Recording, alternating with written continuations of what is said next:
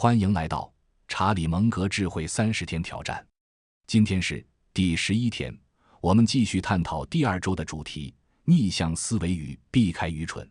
如果说查理·蒙格的成功是靠着不做蠢事，并活得够久，那么在他漫长的人生和投资生涯中，他见证了无数聪明人因为同一个错误而功亏一篑，过度使用杠杆和债务。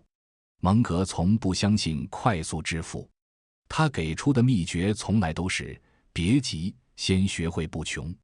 而最快让人变穷、失去自由的方式，就是今天的主题：杠杆。杠杆，让错物质数级增长的毒药。在蒙格的哲学中，杠杆只是债务的一个代名词。它之所以危险，是因为它具有放大一切结果的特性。杠杆能让人利用权益资本赚更多的钱，但如果事与愿违，杠杆也会造成巨大的损失。当价格上涨时，高杠杆能带来巨大的收益，但当价格下跌时，你的损失同样巨大。蒙格说过，他本人在年轻时也曾尝试在股票套利中使用杠杆，但随着年龄的增长，他意识到了杠杆中蕴含的巨大风险。现在总是极力避免依靠负债。蒙格和巴菲特在伯克希尔·哈撒韦的运营中，倾向于采用保守的方法。他们借款较少，条款更为有利，并且乐意降低杠杆。他们会避开投资拥有高债务股本比的公司。他们认为错过某些机会从不困扰他们。他从大萧条时期1930年代就学会了教训。当时的男人们因为被债务压垮而感到羞辱。蒙格总结，破产有3种方式：酒精、女人和杠杆。2. 债务，为未来征税，牺牲独立。蒙格将债务视为一种现代化的毒药。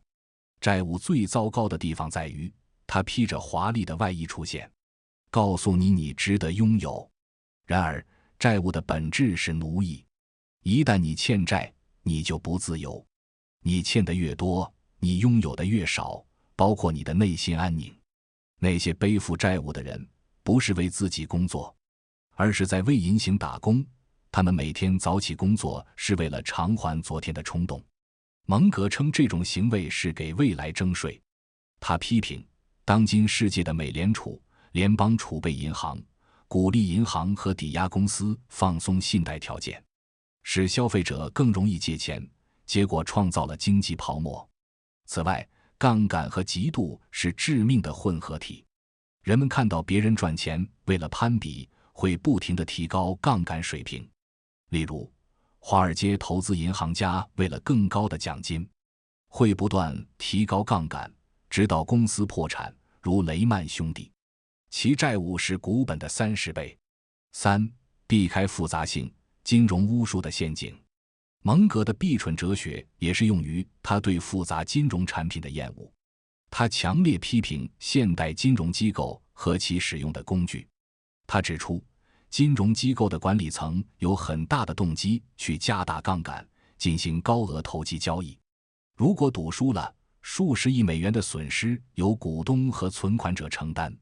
蒙格在20世纪90年代末就提出警告，金融衍生产品可能造成灾难性的影响。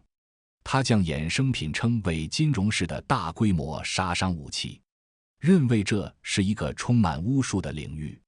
对于这些错综复杂的金融产品，他始终保持怀疑态度。他认为复杂的系统很脆弱，他们总会在你莫想到的地方出问题。因此，他推崇简单的投资模式和分析方法。对于那些他无法理解、难以解决的问题，他的解决方法很简单，扔到太难的一堆中，想都不再想了。总结，查理·蒙格的智慧并不是教你如何更快地赢，而是教你如何避免输。避免债务和杠杆，就是避免让自己犯下灾难性的错误。生存永远优于成长。只有当我们保持理性，远离愚蠢的诱惑，才能像滚雪球一样，让时间复利为我们工作。愿我们都能像蒙格一样，用纪律来对抗诱惑，用理性来远离毒药。感谢您的收听，我们明天见。